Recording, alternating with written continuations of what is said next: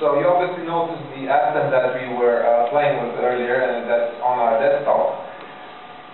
So this is a pretty heavy scene actually, and if we go to the summary info, we'll realize that we have a little over 1 million polygons, so it's about 1,036,000 polygons. So this is not some low polygon model that people would use for games, for example. This is a full production geometry model that can be used for production. Alright? So what I'm actually doing, I'm trying to emphasize on the fact that the demonstration I'll be doing right now is based on 1 million polygons. It's based on 640 by 480 resolution, and it's also using the Vray light with area shadows. Alright, so this is not some single direct light you will see there. Okay, important note. The Vray interactive technology is implemented as an active shader within 3ds Max. So this gives us a lot of abilities because we can actually use the active shade frame buffer, or we can directly integrate it in our viewport, whichever way we choose. So I'll be dealing with the frame buffer right now. Okay, so what I'll do now is I'll switch to Vray physical camera just to show you that the real-time technology supports all the Vray features. In this case, the real-time, the physical camera, hit render, and what you will see now is that there is an application that automatically fires up.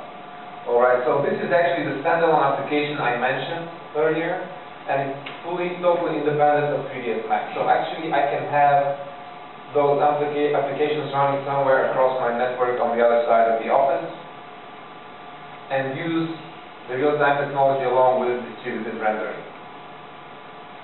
Okay, so setting up distributed rendering is fairly easy. In the rendering, you can always specify the render servers. So all you need to do is just add more servers and restart your real-time engine. Okay, so I did hit the active shade button, but I still don't get any image, and the reason is that we don't have any light in my scene. So I'll just show you how quick and easy it is to go through the setup of a scene like this. So I'm not a good modeler, I'm not going to model, but what I'll do is I'll show you how fairly quickly it is to set up the scene and the lighting in the scene. So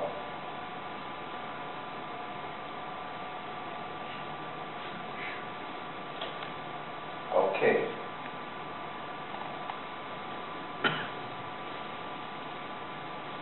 As you can see, we get instantly the image feedback, and the important thing is that it progressively improves the quality of the image, which means that the more I wait, the better image I will get at the end. And it's improving infinitely, so there is no stop point for the real-time technology. At any point, I can hit the save button as long as I'm happy with the image, or if I need to send a preliminary preview of this image to someone, I can do it now, and I don't have to stop my rendering. Actually, the rendering improves on the fly.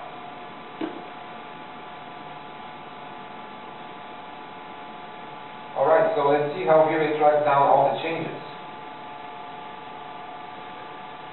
Obviously, my scene is a little too dark. So right now I'm dealing with 1 million polygons and a single area light. So what I'll do now is I'll just duplicate that because it's a little too dark. As you can see, the real-time technology immediately catches up on the fly. I don't have to re-render anything, I don't have to change anything in my renderer.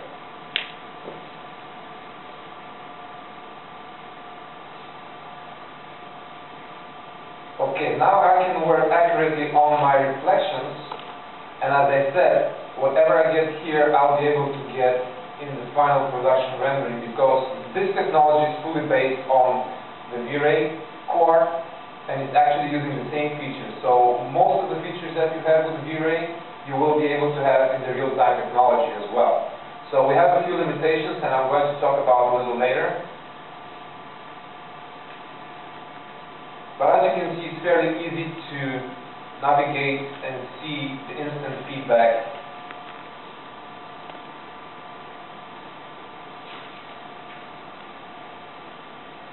And perhaps once I'm happy with the reflections or the position of my camera and my objects. What I can further do is I can go and play with my shaders. So in this particular case,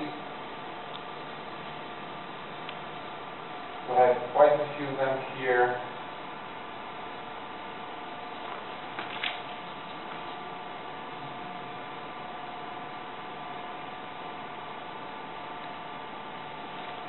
I need to find my particular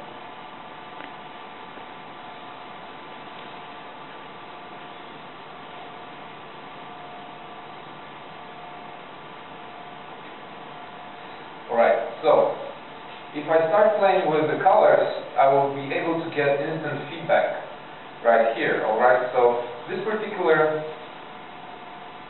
color, can you see it here? Not really. It's a little darker there, but what we can do is perhaps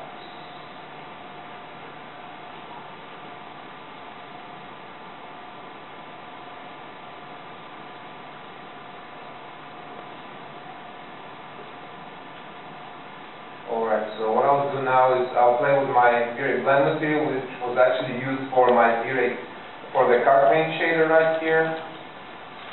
What I'll do now is I'll just make that a little brighter.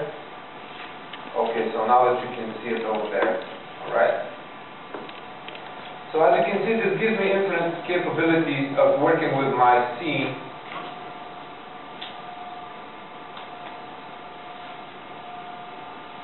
And whatever I do, Vray will be able to catch up on the fly. So as I said, I'm not good at modeling.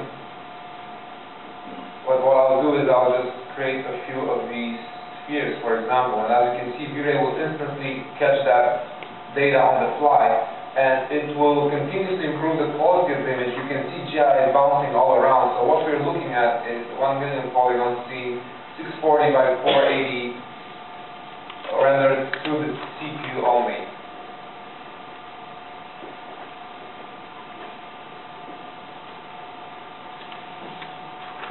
Alright, so this actually approach can totally change your workflow, because in most cases what people are doing is whenever you have a customer, they always want to have a very particular look of their, in this case for example, car. And the problem is that they will always want to see their reflections, they always want to see their shadows properly, they always want to see their headlights and stoplights lit in a very particular way. So in most cases what you will end up with will be tons and tons of renders before your customer actually approves the image, because you have to work on the reflections, on the colors, shadows, GI bouncing around, background, environment, and so on.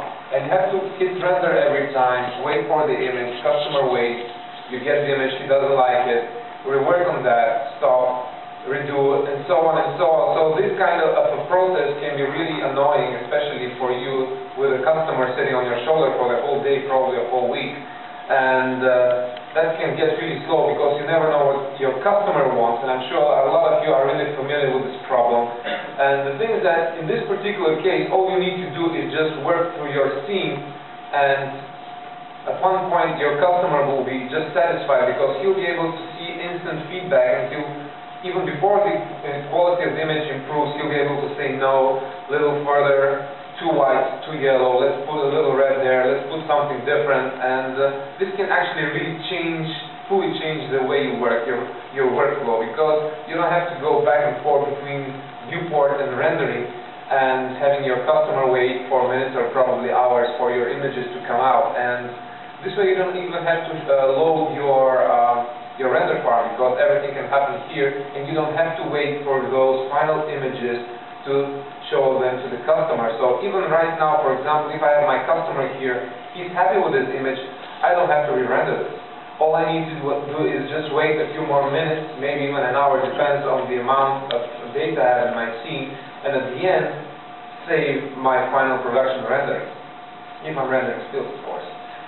Okay, so again, this fully changes the way people will be able to work in production design, in architecture as well as VFX, because in many cases you're always working on some small detail, you're finalizing something there, and it always requires a lot of rendering. It can be really annoying to go back and forth between the viewport and the render.